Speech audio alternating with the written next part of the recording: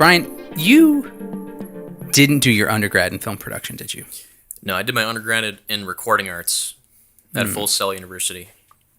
So, how did that differ in your mind from the film production program? Because you did It was. I you feel did like the masters, right? Same program yeah, I did. I did the masters in film production. It was different in the sense that I feel like the crowd of people that go for recording arts are different compared to the people who do film production. Yeah. And that's not to say everyone's the same, everyone's different, but I feel like the people have different ways of thinking and like doing things in recording arts versus film production. Yeah. It was definitely interesting from my perspective because I did my undergrad in film production, but I did it at a different school. I did mine at the University of Missouri, Kansas City, and then did my master's at Full Sail. And it was definitely different, or the way it was laid out was different. But yeah, it was what was, man, like I said, I don't really entirely know where to begin with this topic. But let's start with the positives. What was the best experience that you got from going to film school? The best experience I got going to film school, and this is going to sound cliche because a lot of people probably hear this out here in Los Angeles and in film towns, is to network. Literally just network. Try and get your foot on, just try to get your foot in the door in terms of work on like every production that you can in school. Try to meet as many people, because a lot of those people you're going to meet further down the line, whether it be in Los Angeles, whether it be other work that you do out in the film industry. And that's pretty much how I met John as well. I met him through a contact at Full Sail. So really, like, that's the most important advice is literally just try to do as much as possible at film school, because you're not going to have the same utilities or the same resources as you would when you come out to Los Angeles, because you're provided equipment at a school.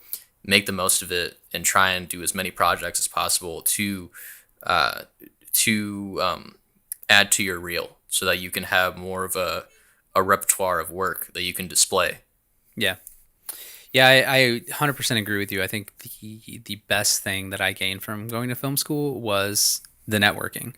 That was actually part of the big reason I decided to go back to film school. You know, I was living in Missouri, and not really a big film community there. It's very, very small, and not a lot happening there.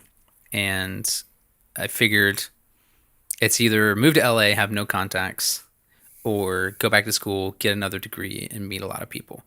And so that's what I ended up doing. Yeah, and you're totally right. It's not just networking too. It's also just kind of how you carry yourself on set, because networking does very little if you're an asshole. Yeah, I mean, there are definitely, like, I'm not going to sit here and pretend that, you know, the film industry is filled with egos. And for me, I think the thing that kills creativity the most is ego. I think the most important thing in filmmaking is collaboration, is getting those contacts, is working together as a team, as a unit. And if you love the people around you, if it's in your friend group and you enjoy working with them, then you're going to have a lot more fun making those films, making your content, and you're just going to enjoy it and keep on going. Yeah. So what do you think was the most negative aspect of film school? I think, and it kind of sucks right now, because I don't even imagine, I can't even imagine what it's like right now at Full Sail because of the whole COVID thing. Like, what are the restrictions? Is it all online? Is some of it in class? Like, I have no idea what they're doing right now. Yeah, I think it's all online. That would suck, because I feel like in film production, really, it's really just, it's not just about theory or talking about it. I feel like most of what I've learned has been on set, and that's definitely going to vary for someone. Like, if you're a writer, it's going to vary. But as someone who is who's really engrossed in camera operation, in lighting, in sound, like production sound, those things, you need to be on set to really learn them. There's only so much that you can really talk about, but if you don't do it, you're never really going to understand the obstacles that take place on set, and you need to get that experience in order to truly understand how to do it. Yeah. No, yeah, you're right. I think for me, the most negative part of it was not feeling a sense of learning as much as I had hoped, which is not necessarily a knock on film on Full Sail. I think because the master's program is organized as really just a fast scaled version of the bachelor's program. Oh, for sure. Yeah, it's hyper accelerated. Yeah, and it's not as specialized as say like some other film school programs, for master's programs. For example, USC. I have some friends out here that went to USC, and they have a directing track and an editing track and a cinematography track, which I think in hindsight, I think would be a lot better for people to kind of learn to specialize in something. But that really only makes sense if you already have a background in film production. Have a bachelor's in film production, which half of my class I don't think did. I think they all kind of came from other different types of programs. So I think it really depends on the type of students that you have. But for me, I would have rather have seen something where I could specialize in cinematography or editing rather than doing the entire production thing. Okay. Yeah, I think since it was only like a year program, there is only so much that they could cram into that 1 year Yeah. in order to like whether it be lighting, grip, camera, writing. Sorry, am I saying right? I said lighting, writing, direction. And when you only have a class, because my class was about 12 or 13 students, uh, I feel like some people got put into a position that they didn't really want to do because they had to. Like Yeah. the thesis film, in order to get it accomplished, you had to have like a producer, a director, a director of photography, a camera op. But we did go to other classes and say, hey, we need people to come on board so that we can have those roles filled to make the film.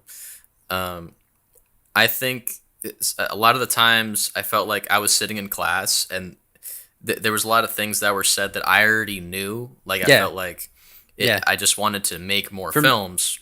Yeah, for me, it felt like it was just a huge refresher for not all of it. Yeah. Being on set and getting the on set experience at Full Sail was definitely better than my undergrad because there was a lot more productions going on at Full Sail, and there were a lot more people who kind of already knew what they were doing.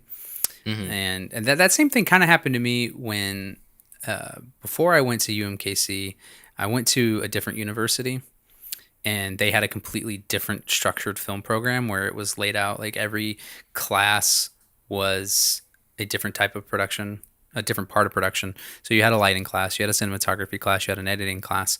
And then when I transferred to the other college, they had it laid out by beginner production, advanced production, intermediate production, and then you had like directing talent and a couple other courses.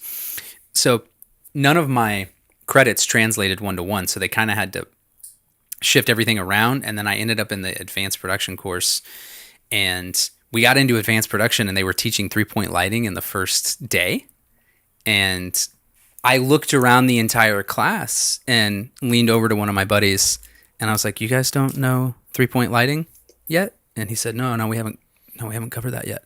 And in my mind I was like, we covered this day one in my lighting class at this, and this is basic stuff. Why is this something that they didn't cover in basic production so that by the time you get to advanced production, you're actually working on big production? So already, when I transferred from one college to another, I felt like it was kind of a waste of my time.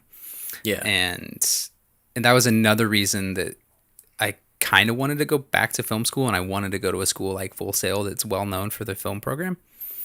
And I will say, what's interesting it had though, been. what's interesting though is that the Full Sail is known for its film bachelor's program. I feel like when we were getting into the program, the master's program was only like about a little over a year. Yeah, old.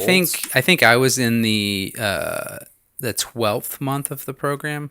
Yeah. Or the 12th cohort. So yeah, it was pretty new, and part of the reason, I had also wanted to go back. It had been 5 years since I graduated college, and then went back to get my master's degree.